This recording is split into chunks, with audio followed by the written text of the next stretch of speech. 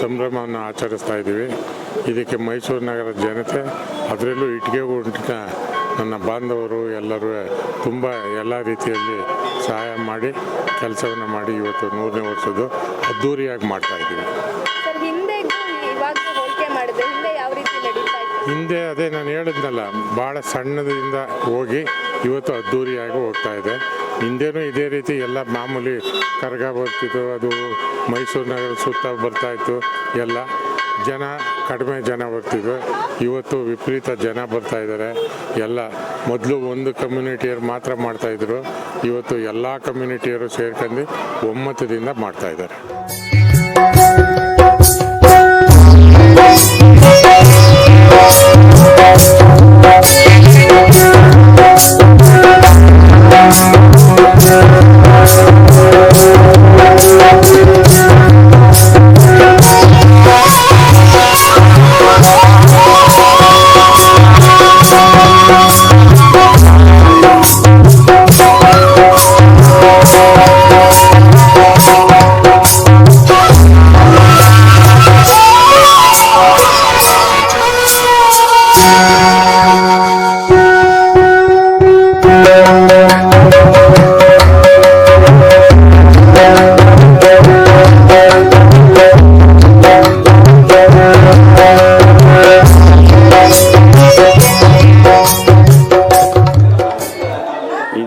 ಯುಗಾದಿ ಹಬ್ಬ ಆಗಿ ಒಂದು 15 ದಿನಕ್ಕೆ ಬೆಂಗಳೂರು ಕರಗ ಆಗುತ್ತೆ.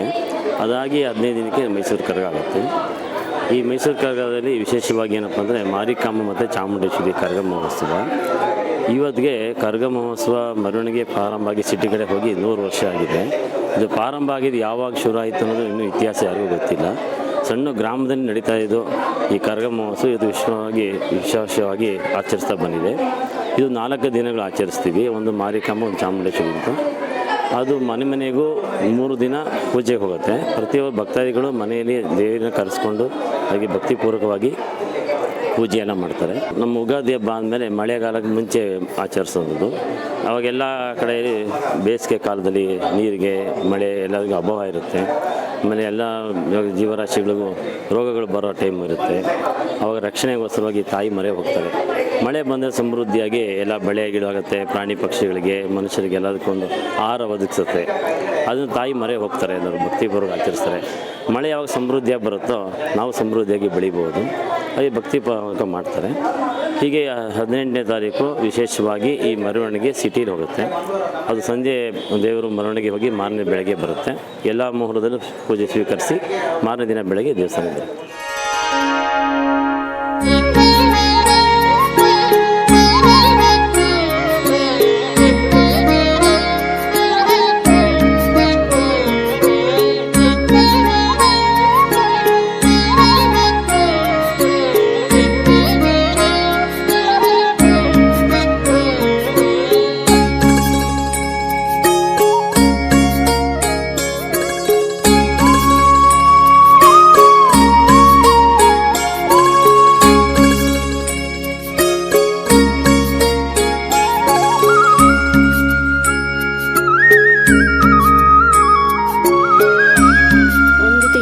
ಸಿದ್ಧತೆಗಳೆಲ್ಲ ರೆಡಿ ಮಾಡ್ಕೊಂಡಿದ್ದಾರೆ.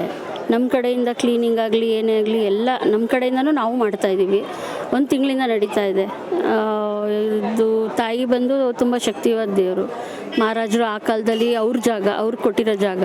ಮಹಾರಾಜರು ಸ್ಟಾರ್ಟ್ ಮಾಡಿದ್ದೆ ಮಹಾರಾಜರು. ಇದು 100ನೇ ವರ್ಷ ಮಾಡ್ತಿರೋದು ನಮಗೆಲ್ಲರಿಗೂ ಸಂತೋಷ ಆಗ್ತಾಯಿದೆ. ಕಾರ್ಪೊರೇಟರ್ ಆಗಿಟ್ಕೊಂಡು ಯಾವ ರೀತಿಯಾಗಿ ಸಿದ್ಧತೆಗಳು ಕಾರ್ಪೊರೇಟರ್ ಆದಮೇಲೆ ನಮ್ದೇನು ಕರ್ತವ್ಯ ಇದೆ ಅದಷ್ಟು ಮಾಡ್ತಾಯಿದ್ದೀವಿ.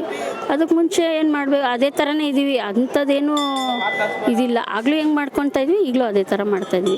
ಕಾರ್ಪೊರೇಟರ್ ಆದಮೇಲೆ ಏನು ಅಂತಂದರೆ ಕ್ಲೀನಿಂಗ್ ಆಗಲಿ, ಜನಕ್ಕೆ ಏನು ಅನುಕೂಲ ಆಗಬೇಕು, ನೀರಾಗಲಿ, ಕ್ಲೀನಿಂಗ್ ಆಗಲಿ ಅದೆಲ್ಲ ಮಾಡಿಸ್ತಾಯಿದ್ದೀವಿ.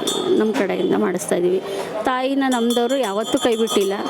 ನಾವೇನೇ ಅಂದ್ಕೊಂಡ್ರೂ ಅದನ್ನು ನಮಗೆಲ್ಲ ನೆರವೇರಿಸ್ಕೊಟ್ಟಿದ್ದಾಳೆ. ಎಲ್ಲರಿಗೂ ಅಷ್ಟೇ, ಯಾರೇ ಬಂದ್ರೂ ನೆರವೇರಿಸ್ಕೊಟ್ಟಿದ್ದಾಳೆ ತಾಯಿ.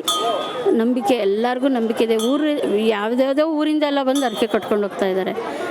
ತುಂಬ ಶಕ್ತಿ ಇದೆ ದೇವರು.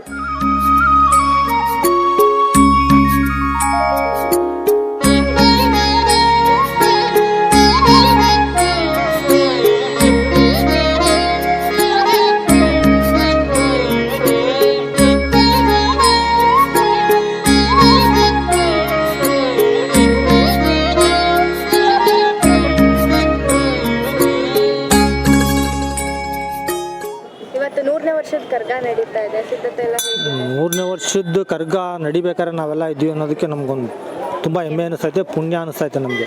ಯಾಕೆಂದರೆ 100 ವರ್ಷ ಪೂರೈಕೆ ಮಾಡೈತೆ. ಸ್ಟಾರ್ಟ್ ಮಾಡಿದ್ದು ಮಹಾರಾಜರಾದ್ರೂ ನಮ್ಮ ಮೌಲ ನಿವಾಸಿಗಳು ಒಂದೊಂದು ಸಮುದಾಯದವರೆಲ್ಲ ಒಟ್ಟಿಗೆ ಸೇರ್ಕೊಂಡು ಇವತ್ತು ಈ 100ನೇ ವರ್ಷಕ್ಕೆ ತಂದವ್ರೆ ಅಂದರೆ ಮೈ ಜುಮ್ ಅನ್ನಿಸ್ತದೆ ಹೇಳಬೇಕು ಅಂತ ಹೇಳಿದ್ರೆ. ತುಂಬ ಶಕ್ತಿ. ಯಾರು ಏನೇ ಬೇಡ್ಕೊಂಡು ಹೋಗೋರೆ ಅವ್ರಿಗೆ 1 ತಿಂಗಳಿಂದ 15 ದಿವಸದೊಳಗಡೆ ಕೆಲಸ ಆಗಿರ್ತದೆ. ತಿರ್ಗಾ ಅವ್ರು ಎಲ್ಲೇ ಇದ್ದರೂ ಯಾವುದೇ ಊರು ಹೊರದೇಶಕ್ಕೆ ಹೋಗಿದ್ರು ಈ ಟೈಮ್ಗೆ ಬರಬೇಕು ಅಂತ ಅವ್ರ ಮನ್ಸಲ್ಲಿ ಮಡಿಕೊಂಡಿರ್ತಾರೆ. ಈ ಟೈಮಲ್ಲಿ ಬಂದೇ ಬರ್ತಾರೆ. ಅವ್ರು ಏನು ಅರ್ಕೆ ಇದೆ, ಅವ್ರದ್ದು ಏನು ಇದಿದೆ ಮುಗಿಸ್ಕೊಂಡು ಹೋಗೋದು. ಮಕ್ಕಳಾಗದಿದ್ದವ್ರಿಗೆ ಮಕ್ಕಳಾಗಿದೆ, ಮದುವೆ ಆಗದಿದ್ದವ್ರಿಗೆ ಮದುವೆ ಆಗಿದೆ, ಕೆಲಸ ಸಿಗದಿದ್ದವ್ರಿಗೆ ಕೆಲಸ ಸಿಕ್ಕಿದೆ. ಆ ಥರ ಯಾರು ಈ ಸತಿ ಅರ್ಕೆ ಮಾಡ್ಕೊಂಡು ಹೋಗಿರ್ತಾರೆ 1 ತಿಂಗಳು 15 ದಿವಸ ಒಳಗಡೆ ಅವರು ಅರ್ಕೆ.